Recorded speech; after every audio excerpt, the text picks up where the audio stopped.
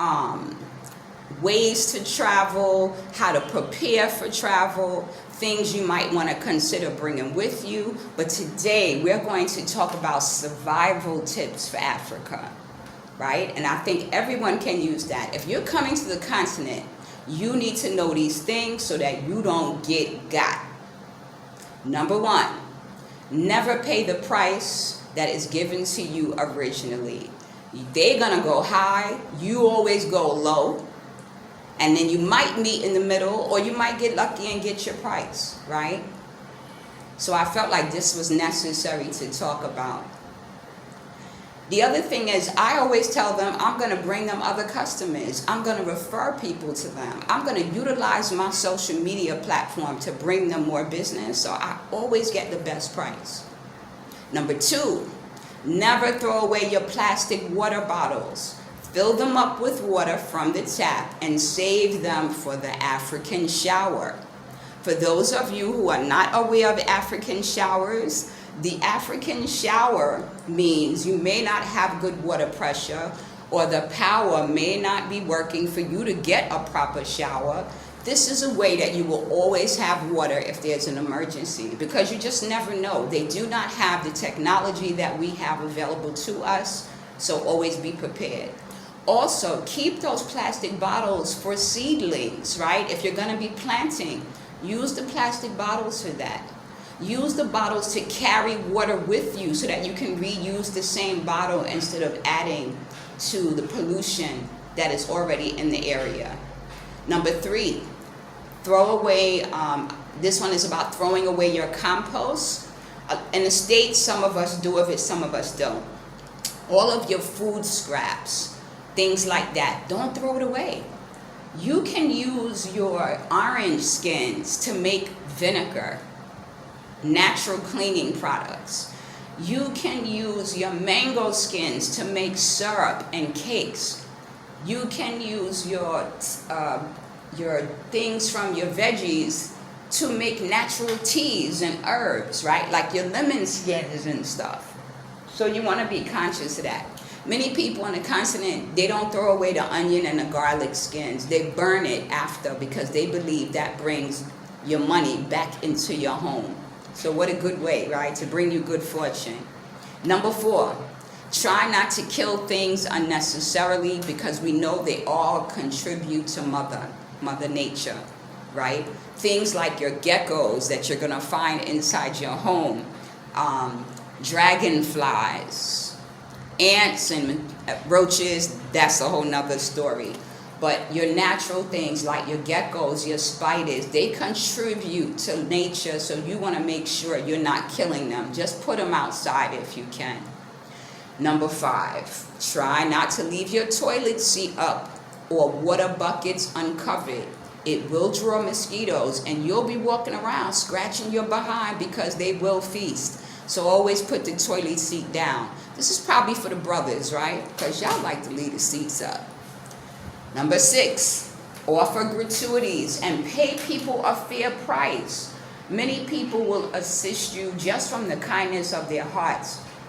So when people assist me, I give them tips. If I have extra water, I offer them a cold drink. And they're always so shocked and grateful that you are willing to do that for them. It seems like a small thing to us, but it's a big thing here. Number seven, develop a rapport with your local storekeepers, taxi drivers, and vendors. They will look out for you, and you never know when you will need them, quite honestly.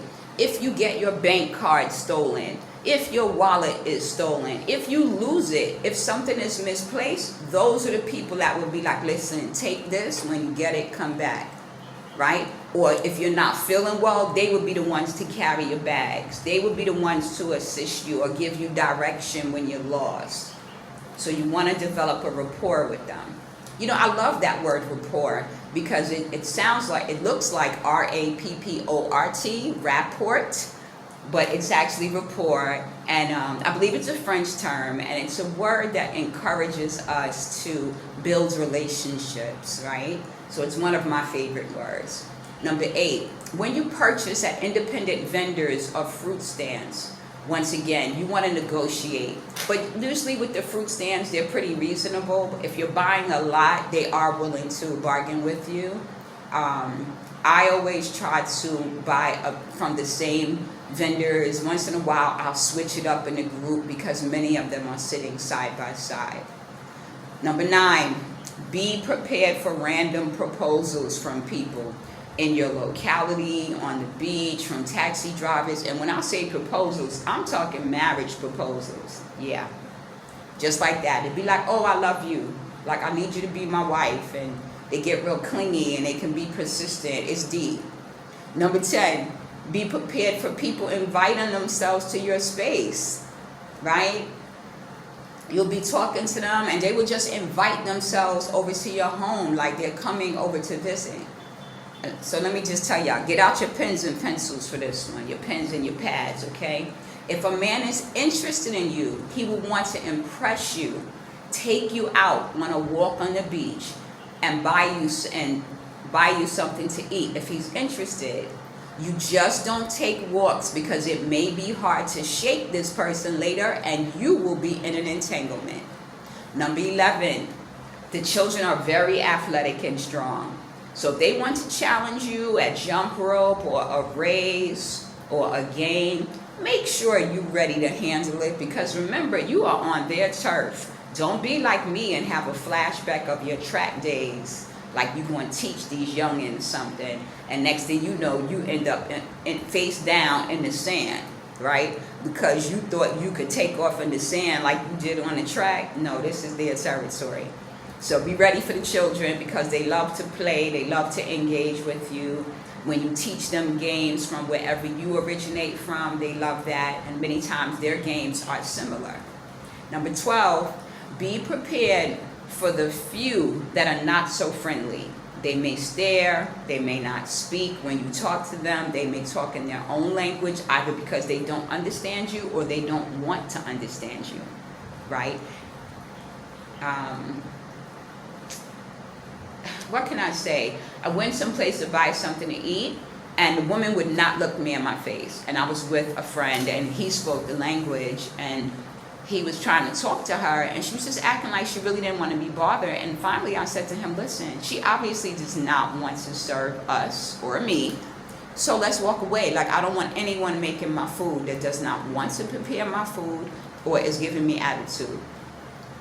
So there are just some people that are like that, but that can happen anywhere, right? We know that can happen in the States, in the Caribbean, any place. Some people, you might have just caught them in a bad mood, or they really, your energy just doesn't agree with them. So walk away. Don't take it personally. Remember, you can only be offended if you choose to be offended. Some of y'all need to write that down. You can only be offended if you choose to be offended. Okay. 13, look for opportunities, like when you're riding in taxis, ask the price before you get into the taxi. Be aware of your surroundings when you're in the taxi. Sometimes there will be a lot of ants. The chairs will be wet because the windows don't work and they don't let water come in.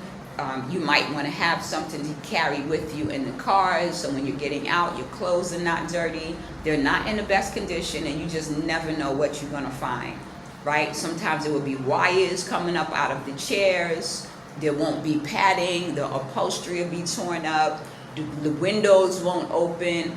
Doors don't open properly. Some of the handles will be broken. Like, be ready. Be ready and don't be shocked. And 15, right, which is our last one, you want to pay attention to the additional hidden talents and gifts that the individuals around you possess. They may not have stepped into their greatness yet, but you might be the one to help them, unharness that gift.